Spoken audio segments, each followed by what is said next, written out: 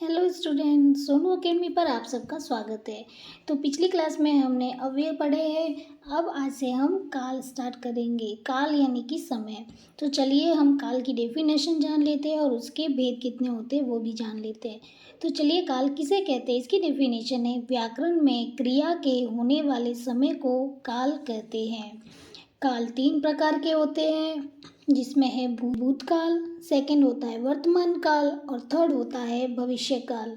तो देखिए, भूतकाल किसे कहते हैं। भूतकाल यानी कि जो समय बीत चुका हो, ओके, उसे हम कहते हैं भूतकाल।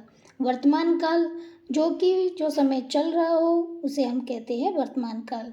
और भविष्य काल वो होता है जो आने वाला है। ठीक है, क्लियर। तो इनके भेदों को भी हम पढ़ेंगे। तो मैं शॉर्टकट में ऐसे ही बता देती हूँ कि जो भूतकाल के भेद होते हैं वो होते हैं 6 प्रकार के। कितने प्रकार के? 6 प्रकार के।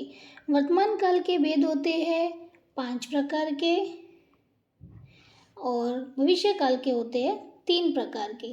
ओके, तो चलिए आज हम पढ़ने वाले हैं भूतकाल, जिसके अंदर हम भूतकाल की परिभाषा, उसके प्रकार सब पढ़ेंगे। तो चलिए देखते हैं भूतकाल। भूतकाल की डेफिनेशन है, वाक्य में प्रयुक्त क्रिया के जिस रूप से बीते हुए समय, कौन से समय? बीते हुए समय का बोध होता है, अर्थात क्रिया के व्यापार की समाप्ति बतलाने वाले रूप को भूतकाल कहते हैं। क्लियर। तो चलिए आगे देखिए कि भूतकाल के 6 उपभेद होते हैं। आप सबसे पहले ये बताइए कि उपभेद किसे कहते हैं। ठीक है, आप कमेंट में बताना कि उपभेद किसे कहते हैं। तो चलिए इसके उपभेद पढ़ते हैं। फर्स्ट है सामान्य भूतकाल। सामान्य भूतकाल एक साधारण भाषा में बोला जाए तो साधारण काम के बीते होने का बोध हो, यानी कि एक सिंपली कोई वाक्य खत्म हो रहा हो। तो चलिए इसको सही से पढ़ते हैं। जब क्रिया के व्यापार की समाप्ति सामान्य रूप से बीते हुए समय में होती है, किंतु इससे यह बोध नहीं होता कि क्रिया को समाप्त हुए थोड़ी देर हुई है या अधिक देर हुई है, वहाँ सामान्य भूतकाल होता है। ठीक है, यहाँ ये इसको ए कर देना। ठीक है, तो चलिए इसका एक एग्जाम्पल देखते हैं। कुसुम विद्यालय गई। सिंपल सी बात है ना कि कुसुम विद्यालय गई। सेकंड है राधा ने गाना गाया। थर्ड है वर्षा हुई। फोर्थ है तुम्हारा पत्र मिला। तो ये क्या है? एक सिंपल सेंटेंस है। ठीक है, तो चलिए आगे देखते हैं आसन भूतकाल। आसन भूतकाल का क्या होता है कि भूतकाल में शुरू होकर अभी अभी समाप्त हुआ है। कब समाप्त हुआ है? अभी अभी, है ना। तो चलिए इसकी सही से परिभाषा देखते हैं कि क्रिया के जिस रूप से यह प्रकट होता है कि क्रिया का व्यापार अभी अभी कुछ समय पूर्व ही समाप्त हुआ हो, वहाँ आसन भूतकाल होता है। तो जहाँ हमें है ये का प्रयोग हो, वहाँ हमें आसन भूतकाल लगाना है। तो इसका एक उदाहरण देखिए। मैंने यही उदाहरण सब लिए जिससे आपको आसानी से समझ में आ जाए। ओके, तो देखो एक बार, कुसुम विद्यालय गई, ये का ये सेंटेंस दिया है, लेकिन मैंने पीछे क्या लगाया है? सिर्फ है। समझ गए आप कि जहाँ है दिखे हमें तो वहाँ हमें आसन भूतकाल लगाना है। राधा ने गाना गाया है, क्या लगाया पीछे? है। तुम्हारा पत्र मिल गया है, वर्षा हुई है। ओके, सामान्य भूतकाल का सेंटेंस होगा, लेकिन उसके पीछे क्या लगा हुआ होगा? है। क्लियर। तो चलिए आगे देखिए पूर्ण भूतकाल।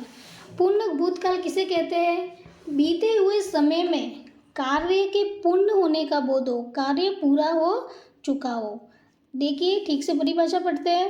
क्रिया के जिस रूप से यह प्रकट होता है कि क्रिया का व्यापार बहुत समय पूर्व समाप्त हो गया है और सामान्य क्रिया के साथ क्या लगेगा? जिस प्रकार उसमें है लगा था ना, इसी प्रकार इस सेंटेंस में हमें क्या दिखेगा? था, थी और थे लगने से क्रिया पूर्ण भूतकाल बन जाती है। ओके, तो चलिए वही सेंटेंस मैंने लिया है वापस। तो यहाँ क्या लिखा हुआ है? कुसुम विद्यालय गई थी, यानी कि विद्यालय चली गई थी, है ना, कार्य खत्म हो चुका है। सेकंड देखिए, राधा ने गाना गाया था, वो गाना गा चुकी है ना, खत्म हो चुका है उसका गाना। तुम्हारा पत्र मिल गया था, वर्षा हुई थी।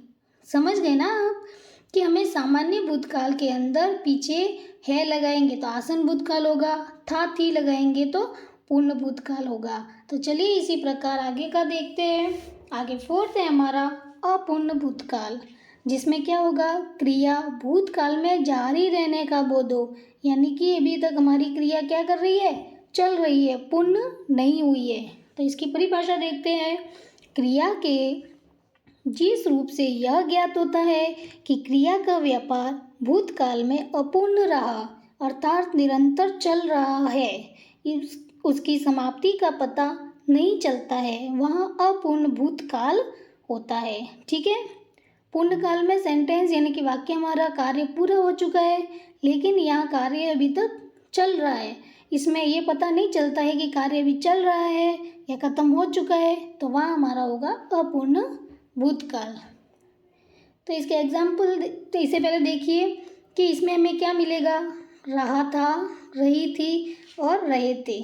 ओके, सेंटेंस देखिए वही, कुसुम विद्यालय जा रही थी, यानी कि अभी प्रगति पर है, वो अभी तक रास्ते में है ना, पहुंची नहीं है।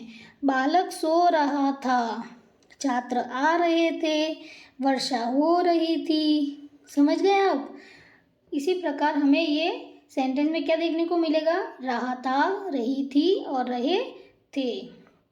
तो चलिए आगे देखते हैं।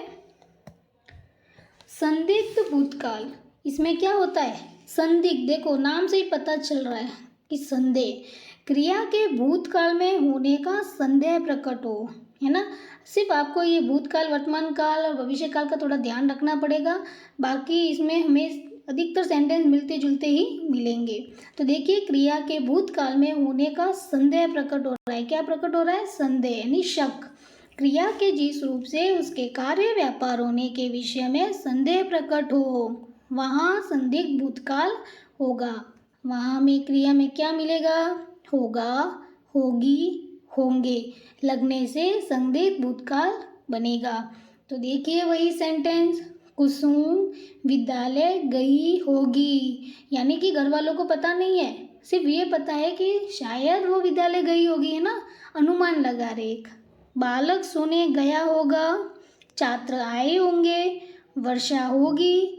ये सारे चारों सेंटेंस में इसमें क्या है, एक शक उत्पन्न हो रहा है ना, संदेह हो रहा है, लेकिन ये हुआ है वाकई में कि नहीं, इसका पता नहीं है। तो चलिए लास्ट है हमारा हेतु हेतुमत भूतकाल। क्रिया किसी कारण पर आधारित हो, क्या होती है, कारण पर आधारित। तो इसकी परिभाषा है, भूतकालिक क्रिया का वह रूप जिसमें भूतकाल में होने वाली क्रिया का होना किसी दूसरी क्रिया के होने पर अवलंबित हो, वहाँ हेतु हेतुमत भूतकाल क्रिया होती है। क्रिया के साथ हमें क्या मिलेगा यहाँ, ता, ती और ते। ओके, सेंटेंस देखिए, यदि तुम पढ़ते तो उत्तीर्ण होते, ना, इसने कारण भी बताया ना, यदि तुमने पढ़ाई की होती तो तुम जरूर पास होते, तुम नहीं मिलते तो मैं चला जाता, युद्ध होता तो गोलियां चलती, यदि वर्षा होती तो खेती नहीं सूखती। तो इसमें क्या है, कारण पर आधारित है। तो सिर्फ आपको इसमें समय का पता लगना जरूरी है, समय का ध्यान रखना हमें इसमें बहुत ज़रूरी है कि भूतकाल क्या होता है, वर्तमान काल क्या होता है और भविष्य काल क्या होता है। ओके, तो चलिए अगली क्लास में हम पढ़ने वाले हैं वर्तमान काल। ठीक है, जब तक के लिए बाय।